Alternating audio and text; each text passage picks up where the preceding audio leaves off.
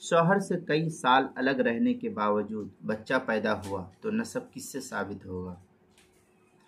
چنانچہ اگر میاں بیوی بظاہر سالوں سے نہیں ملے ہیں، شوہر کسی اور ملک میں ہے، عورت کسی اور ملک میں ہے، دونوں کا میل ملاپ نہیں ہوا ہے، پھر بھی بیوی کے ہاں بچہ پیدا ہو جائے، اب کس طریقے سے ہو وہ اللہ جانتا ہے، تو وہ شرعاً ثابت النسب ہوگا، کیونکہ بطور کرامت ملاپ کا امکان موجود ہے۔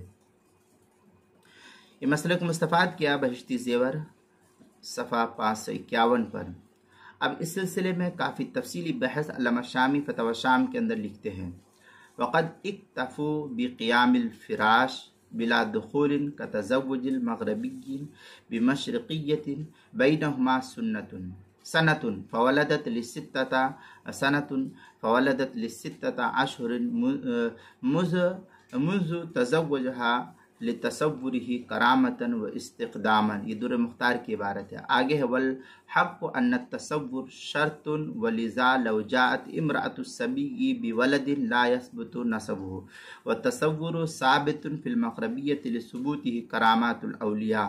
اس طریقے کی عبارت جو ہے فتاوی شامی نے فتاوی شام کے اندر علامہ شامی نے نقل کیا ہے۔ فتاوی شامی کتاب الطلاق فصل فی ثبوت النسب مطلب فی ثبوت کرامات الاولیاء والاستقدامات، جلد نمبر 5 صفحہ نمبر 245 246، جو زکریا بک ڈپو دیوبند کا ہندی نسخہ، اس کے اندر کتاب المسائل 5ویں جلد صفحہ 446 پر بھی اس کو نقل کیا ہے۔